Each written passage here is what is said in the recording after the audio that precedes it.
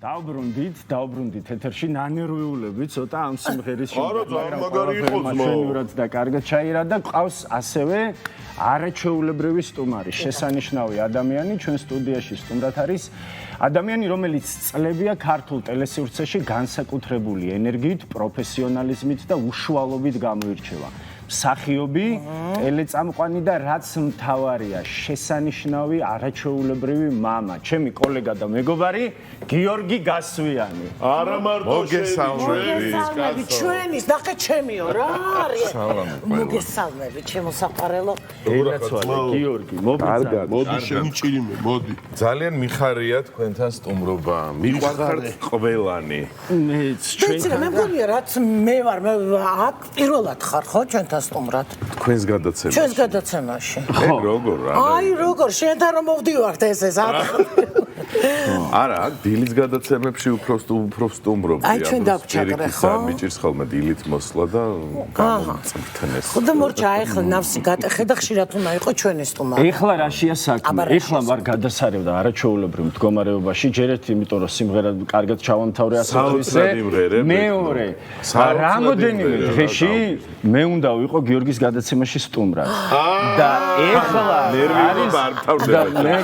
ნერვიულობა არ მთავრდება. ხო, ჩემი მაშინ რა ქვია, ცხოვრებაში და ეხლა ჩემთან არის სტუმრად და მე მაქვს სადავეები. ანუ ჩემს განკარგულებაში ასე თუ შეიძლება ითქვას. წინა გადაცემა რომ მორჩით მე მივიყვანე სახლამდე და მეუნება რომ ბიჭო გიორგისთან უნდა მივიდეო სტუმრათო და ზუსტად ვიცი რომ არ დამინდობსო და რა გავაკეთო არ ვიციო და აი ტოპკად პირველი დაბიჯი. შენ რა უთხარი? მე უთხარი ყველაფერი კარგად იქნება, მე უთხარი ისეთი რესპონდენტი ხარ და ისეთი მთელი ოჯახით იყო მოსული ლაშა, აგერ ნატუკა.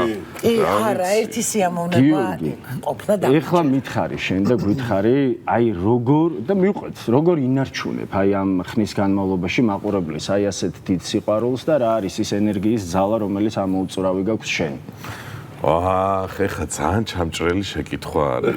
ისე დამისვი რომ უხერხულ მდგომარეობაში. არა საინტერესო. ანუ მე არ ვიცი რა არის ჩემი ასე ვთქვათ, როდესაც ქუჩაში დავდივართ ჩვენ ყველა რა, ვინც ეკრანზე ვართ, სცენაზე ვართ, რაღაცას ვაკეთებთ ცხოვრებაში.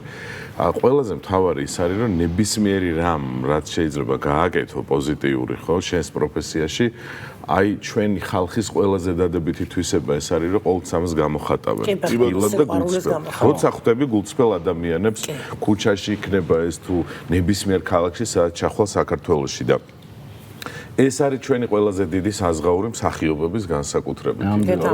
ხო, ჩვენს დარგში ახლა არა ვართ იმ ხელა ქვეყანა, რომ რაღაცა დიდი ინდუსტრია იყოს, ამიტომ ჩვენი ყველაზე დიდი და მე უკვე ამას ინარჩუნებ. სხვათა შორის მე ძალიან თავიდან, როდესაც ამ გადაცემის წამყვანი გავხდი, მანამდე სხვა გადაცემებიც მიმყავდა, მაგრამ ამ იმ ტელევიზიაში, სადაც მუშაობ, ხო უფრო დიდი აუდიტორია იყო გაცილებით ვიდრე მანამდე სადაც მუშაობდი.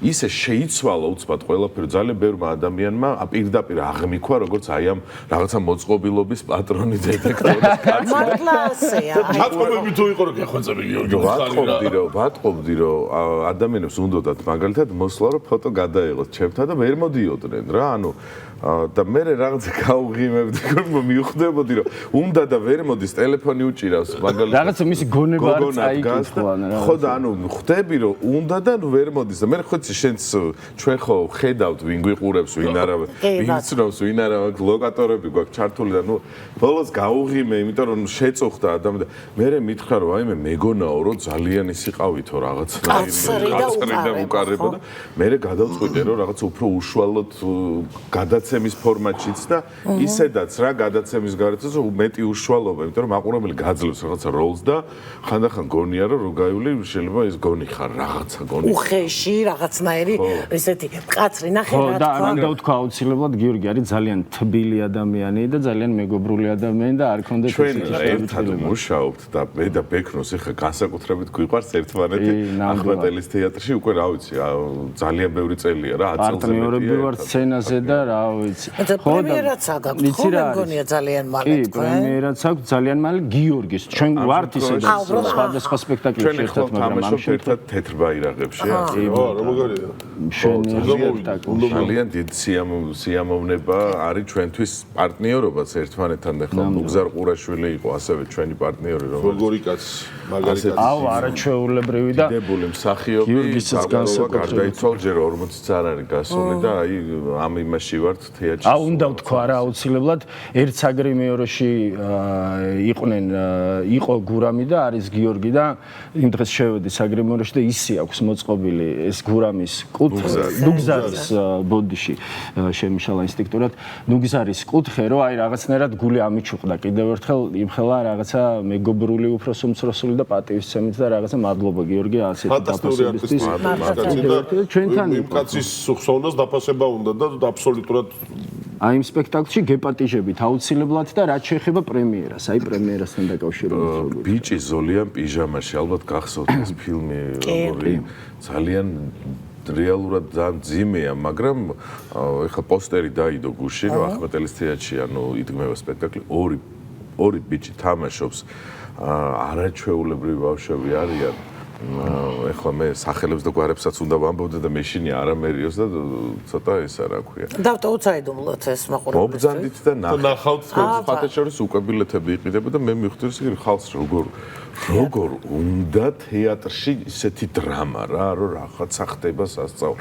მე ძალიან გამიჭირდა თავიდან მაგ პიესაზე მამას ვთამაშობ ამ გერმანელ ფაშისტ კაცს რომელიც კონცლაგერებში საშინელებას აკეთებს და თან ოჯახი ყავს იქვე და მე ამხელა ტრაგედიის მსხვერპლი ხდება თვითონ თავისი შვილი და იმდენად ეხა პატარა ბავშვი რომ ყავს იმის მერე ბავშვების თემას ძალიან სენსიტიურად აღვიქვამ განსაკუთრებით რა და თავიდან რეჟისორს ვეუბნებოდი ლაშა შეროზია დგამს სპექტაკლს და მეთქი აი არ ვიცი მეთქი ხა ამ პიესას რამდენად ბოლომდე რაღაცა ხო იცი ჩვენი პროფესია მე მეორე მხრიდან უყურებთ ყველაფერს და რაღაცა ადვოკატები ვხდებით იმ ფაშისტებისაც მაგრამ სამაგერად ვაჩვენებთ იმ სისასტიკეს რომელიც არასოდეს სამყაროში არ უნდა დაუშვას არავინ არ შემეძლია არ კითხოს სად გრძნობ ყველაზე კომფორტულად თავს თეატრში აი ეგ უნდა მეთქვა შენ გადაცემაში მილიონი შოუ მიყავს უამრავი გადაცემა კი არა და იგივე კონცერტები წაგიყვანს სად არის რადიო წამყვანი არაჩვეულებრივი ერთად ვიშავდით იცი რა არის ხო და უნდა ვთქვა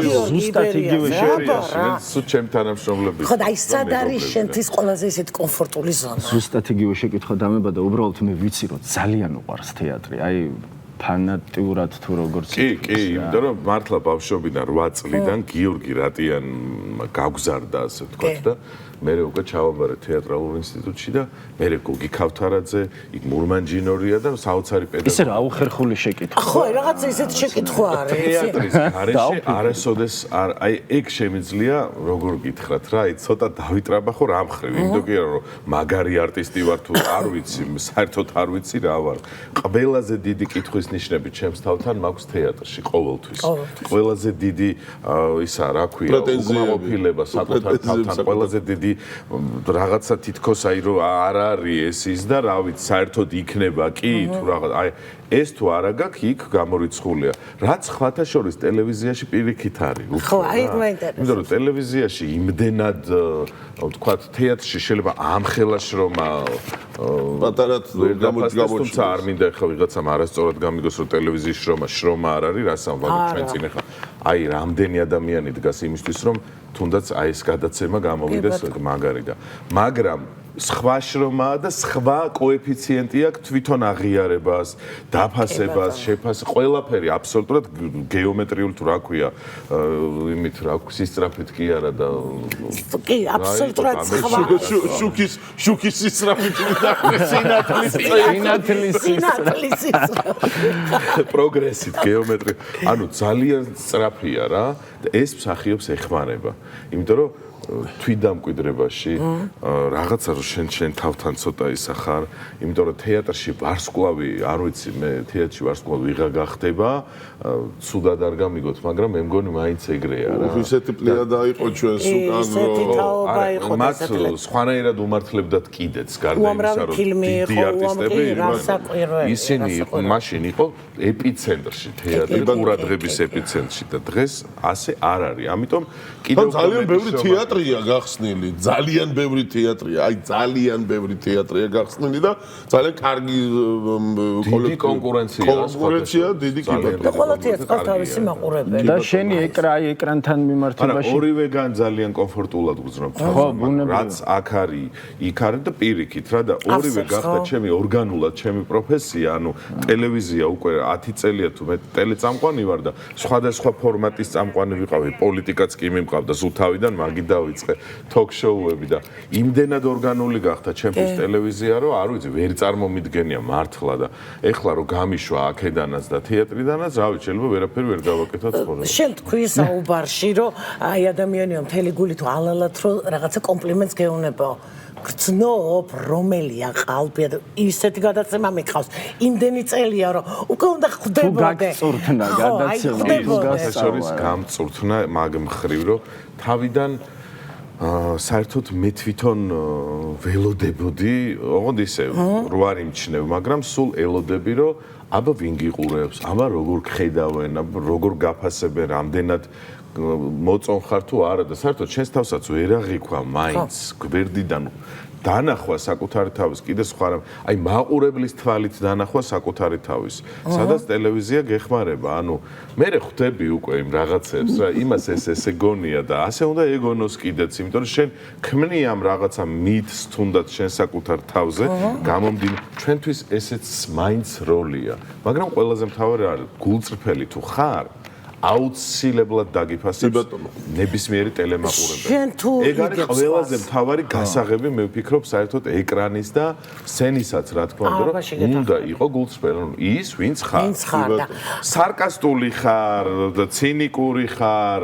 და ფსიქოლოგიური მიდგომა გაქვს რესპონდენტთან თუ რაღაც ანუ შენ ხარ ის ვინც ხარ და ის აუცილებლად ამას აღიქვამს და გამორიცხულია ეს რომ შეცდეს რა ყველაზე დიდი დეტექტორი არის შენ თუ ხარ დეტექტორი ადამიანების რომლებიც ხვდებიან, ხვდები უკვე რომ ეხლა რაღაც მატყუებ ლაშა რა ცხენია, აი ხა ჩაიჭრება, აი ხა რაღაცა ისეთი რომ ყალბი კომპლიმენტები არიციან ჩვენთან რა, არ ვიცი, ხა უბრალოს რას გულისხმობ, ანუ შემხედრმა ადამიანმა მაყურებელმა არ გეტყვის არაფერს საერთოდ. ურჩევნია საერთოდ არაფერი არ გეტყვის. თუ არევასები არაფერს არ გეტყვის ეხა ბოლოს და ბოლოს რა. მაგრამ თუ მოდის და გეუბნება, ესე იგი უკვე უნდა შენთან რაღაცა უნდა გამოხატოს და ეს არ არსებობს რომ იყოს ტყუილი რა. ყველა დიდი ადამიანის უკან მასზე ძლიერი და დიდი ადამიანი დგას. მეორე ნახევარი. არაჩვეულებრივი შენ რო დიდი ადამიანი არ იყოს, მეთქი რა, ამაჭყი ბაზარზე. მეტი რაღა გინდა კაცო, შენ რო შემდგარი ადამიანი ხარ და უკვე წარმატებული, მარიტას დამსახურებაც ხო არის? მადლობა დიდი, ნამდვილად არის, აბა როგორ არ არის ახლა. ძლიერი მამაკაცის უკან ყოველთვის ძლიერი ქალი დგას. დიდი სიყვარულით მოვიკითხავ მარიტას და მოვიკითხავ. მე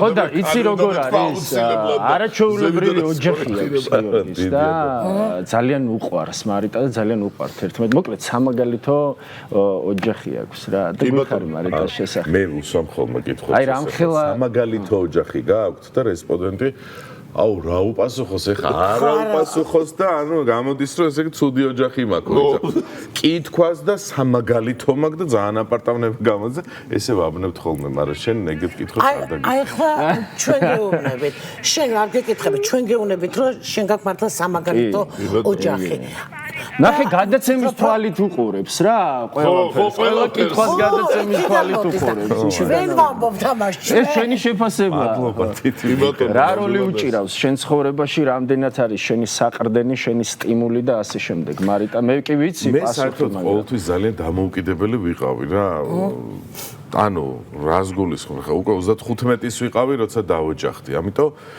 პროფესიაშიც ყველაფერში აბსოლუტურად რაღაცა ჩემი გაკეთებული ყველაფერი მქონდა ეხლა ძალიან დიდი მნიშვნელობა აქვს მაგ დროს როდესაც ოჯახდები ვინ არის შენი აი ეს მეგზური ადამიანი რომელიც და იმდენად ორგანული არის მარიტა ჩემთვის, რომ თითქოს მთელი ცხოვრება იყო, მთელი ცხოვრება იქნება და როგორ თქვა რა, აი ძალიან ორგანულები ვართ რა. ეს არის ყველაზე მთავარი ჩემთვის რა. და გალა არსებობს სიყვარული ბევრნაირი არსებობს, შეიძლება იყოს ცამხრივი, მიუწვდომელი, ასეთი, ისეთი, შეიძლება დაინგრეს მე სიყვარული, იმიტომ რომ არსებობს ქორწინება და სიყვარული ხანდახან ვერ ემთხვევა ერთმანეთს და კიდე რაღაც სხვა კომპონენტები, რომლებიც სამივე ერთად ვერ ემთხვევა ხოლმე ერთმანეთს და აი, როდესაც ემთხვევა, ეს არის ყველაზე დიდი ბედნიერება და აი მაშინ ხარ უკვე იმ ოჯახში ბედნიერი, როცა ეს რამდენიმე კომპონენტი ერთად არის და ამისთვის მინდა რომ ჩემ მეუღლეს დიდი მადლობა უთხრა, რომ ის თვითონ არის ასეთი რა. არის ესეთი მშვენიერია, რაღაცა მოცემულია მთლიანად სიყვარულისთვის, ძალიან გრძნობიარე ადამიანია და ემპათიური ადამიანია და ყველაფერს აბსოლუტურად თითქოს უსიტყვოდაც რომ არ ვუთხრა ის გრძნობს ამას და ადეკვატური რეაქცია ყველაფერზე. ნახე, ერთმანეთისთვის არის შექმნილები, როგორც ეხლა თქვი გალა, საოცარი. აი, არაჩვეულებრივი პიროვნება, ცალკე პიროვნება. თქვენი აი, სხვათა შორის მართლა ესეთ ცალკე პიროვნება არის. ხო, ის არ არის გიორგი დასვიანის შვილი. გაუცხოება მაქვს ხოლმე, ანუ როდესაც ან ხალხში, ან ამას წინათ გადაცემაში იყო და მქონდა გაუცხოების მომენტი, რაღაცა ისე ვიჯექი და რომ აი ეს ბავშვი ხერხულად იჯექი ხო? ხო, რაღაცა სხვანაირად შევხედე რა, რომ ეს ბავშვი რაღაცა აი გვერდიდან შევხედე, რომ რაღაცა ტიპია და როდის ჩამოყალიბდა ესეთი ხანდახან ფიქრობ, ან როდის მოასწრო ამდენი რაღაცის სწავლა და რაღაცა. როგორ ნაწილდება თქვენი, ასე ვთქვათ, ბავშვთან ურთიერთობა?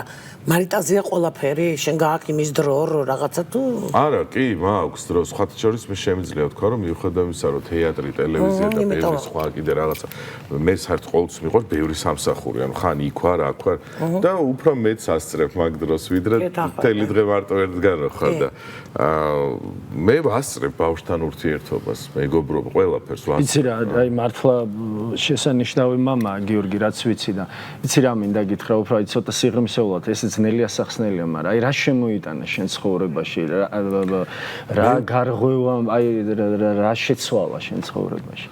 აი მე როდესაც ბავშვს უყურებ ხოლმე, ანუ იმდენად ბედნიერდები თვითონ მისი არსებობით, მისი როგორ ტიპიც არის. აი ყველაფერი რაც მას აქვს, დუმდები ხოლმე და ვარ ძალიან კარგად. ანუ ძალიან ბედნიერი და სავსე ვარ. აი მეტიად და სულ მადლობას ვეუბნები რაღაცა ყველას და ყველაფერს, რომ აი ესეთი საყვარელი არის. ნუ ეხლა ეს ყველა მშობელს აქვს, ახალს კი არ ვსარყვევი მე. ყველა მშობელს ეგ განცდა აქვს აბსოლუტურად.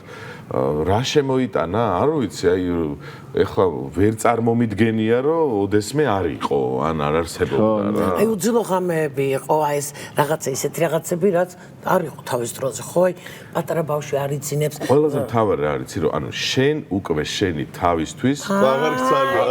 ისეთი აღარ ხარ რა, ანუ ოღონდ ეს ძალიან სიამოვნებს შენ, რომ ის შენი მე სადღაც გაქრა თითქოს და ყველაფერი იმას ეთმობა. აი შინაგანი ემოციით ეს ასეა. კი ეხა რაღაც მომენტში თუ არ გაცლის ტელეფონზე ლაპარაკს, მაცალე კაცო ელოდნები ბავშვს, მაგრამ რაღაცა გასაკეთებელი თუ რა შენ თავიც ხوارსებობს, მაგრამ ცხოვრებისეულად ის რომ აი დაფიქრდე რომ შენ სიცოცხლეს უპრობლემოდ დათმო, პირობითად ღმერთმა არ დაგვაჭიროს, მაგრამ მას რომ დაჭირდეს, აი ეს ფიქრები როცა გაქვს რა. ამ აქამდე ეს გაუცნობიერებელი იყო და ვერ წარმოიდგენდი რომ რას ნიშნავს, სანამ არ ყავს და მე უკვე ძალიან ბუნებრივი რამეა. ბედნიერი უძილო ღამეები. აბა, სასწაო ენაცვალე, უდის თაფლის უნიუდის.